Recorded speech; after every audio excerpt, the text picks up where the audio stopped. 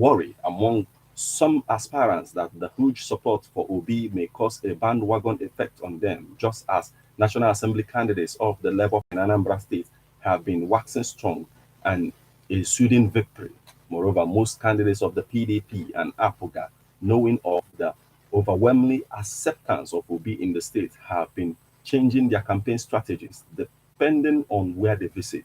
For example, in APGA, only few candidates have openly campaigned against the Labour Party presidential candidate or even mustered enough courage to campaign for the candidates of their party in certain areas. The public affairs analyst Damian Mba told newsmen that this is politics. The candidates are afraid to offend the electorates, especially in places where they believe that the electorates have total support for Obi. That is why you see that why they are talking at party level. For those of them in PDP, they can first support for the presidential candidate of their party, who is Atiku Abubakar. But when they move into hinterlands, they start playing mind games, telling the electorates that the support will be true and we are ready to work with him. They do this to avoid offending the electorates who they already see as supporters who will be in APGA, particularly their candidates will be very tough battle to be able to win the election, all because of the Obi factor, more so because of the growing popularity of Labour Party. Labour Party, were able to get first-grade candidates who are not pushovers, who are running on the platform of the party, and that will make the battle stiffer for candidates of other parties. You know that before now, the dominant political parties in Anambra used to be APGA and PDP. APC has never been an option except in the governorship election level where they have tried. But we are still put where they belong. But because of the Obi factor, there are now three very formidable parties in Anambra State parading strong candidates, he stated.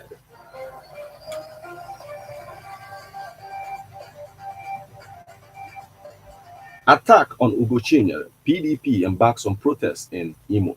People's Democratic Party, PDP, Imo State, has embarked on a protest march against the attack on the residence of East House of Representatives candidate Ikenga Imo Ugochinyere by gunmen. Unidentified gunmen had last Saturday stormed Ugochinyere's residence in Akokwa Idato North local government area of the state, killing no fewer than 3 persons and setting cars ablaze as its state secretariat in Owerri. Wednesday, PDP members donning black attire said the party could no longer fold arms while its candidates were being threatened and attacked. A statement endorsed by the state chairman of the party, Engineer Charles Ugu, and made available to the journalists, submitted that the state had had enough of killings, kidnapping, and arson since the past 3 years. The party stated that its candidates were being threatened by unknown persons not to engage in campaigns or face the consequences. PDP called on the Inspector General of Police to beef up security in the state, realizing that the makeup of Ebubago are shrouded in secrecy. Aware that members of the outfit, which now bears arms, are not trained, the People's Democratic Party Imo State calls for the immediate dismemberment of Ebubago in Imo State. Delta Police confirms female student who attempted suicide. The Delta State Police Command have confirmed the rescue of a female student of Delta State Polytechnic of Tefe, Ohara, Delta State, who jumped from the Ohara Benin Bridge. According to a video shared on social media by an activist, Israel Ojo, the young woman was rescued after jumping into the river by a team of policemen and local hunters who rushed her to a hospital. Ojo recounted that he was on his way from Benin when he saw the young woman jump from the high bridge and then immediately parked their vehicles and raised an alarm. He said, I was in company of my friends while we were returning from Benin when we saw someone jump from that high bridge. We had to park and raise the alarm. Some locals under the bridge that ran into the river, heading straight down to the point where she fell. We also called the divisional police officers in Ohara, CSP Hassan, who mobilized officers to the scene.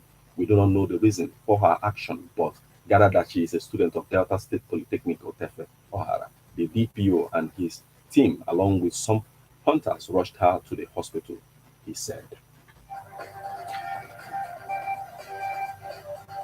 PVC collector donates 27 vehicles to boost security in Imo. Governor Hope Uzodinma of Imo has donated 27 new Hilux vehicles to security agencies to beef up security during the ongoing distribution and collection of permanent voters' card in the state. Uzodinma handed over the vehicles to operatives of the state, Operation Sash and Flush, on Wednesday in Owerri. The action is deliberate effort aimed at strengthening the efforts of the security agencies to occupy the political space and ensure the next election in the state is hitch-free. Deploy the vehicles to help INEC in successful distribution of PVCs because it will be bad for our people after suffering to register and not allowed to collect their PVCs for voting, he said. The governor commended the security agencies for being available, always enthusiastic to protect lives and properties in the state.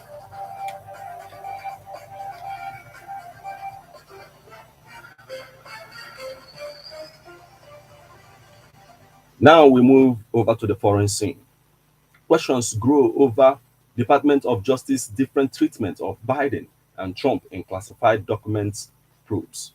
House Judiciary Committee Chairman Jim Jordan blasted the Justice Department Wednesday after it reportedly allowed President Biden's attorneys to search his Delaware homes for classified documents without FBI supervision, after not affording former President Donald Trump's team the same opportunity during the raid on his Mar-a-Lago estate last August. In an interview with newsmen, Jordan R. Ohio claimed whistleblowers had told him Department of Justice was doling out different treatment under the law for different people, and that's not supposed to be the way our justice system operates, and it's not supposed to be operated on political basis. Report on Tuesday revealed that instead of dispatching federal agents to conduct or even monitor the search of the 80-year-old president's Wellington and Rehoboth Beach residencies, the Department of Justice asked Biden's attorneys to notify them if they found any sensitive papers so law enforcement could take custody of them.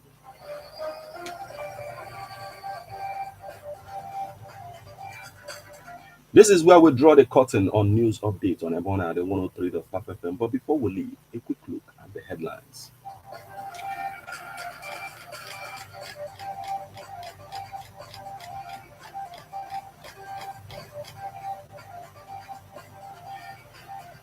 Umetu Soludo, no regrets helping you become governor. Enugu 2023, traders drum support for Nweke Junior Guba ambition. Obi's presidential bid, Anambra National Assembly candidates in dilemma. Attack on Ugochinya, PDP embarks on protest march in Imo. Delta police confirm rescue of female student who attempted suicide. PVC collection, Uzodinma donates 27 vehicles to boost security in Imo.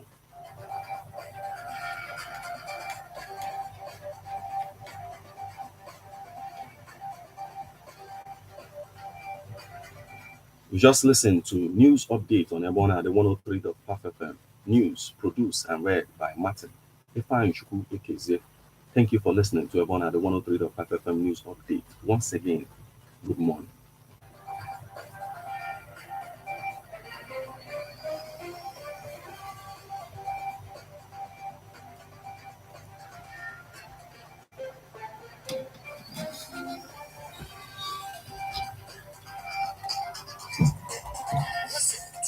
So thanks for joining.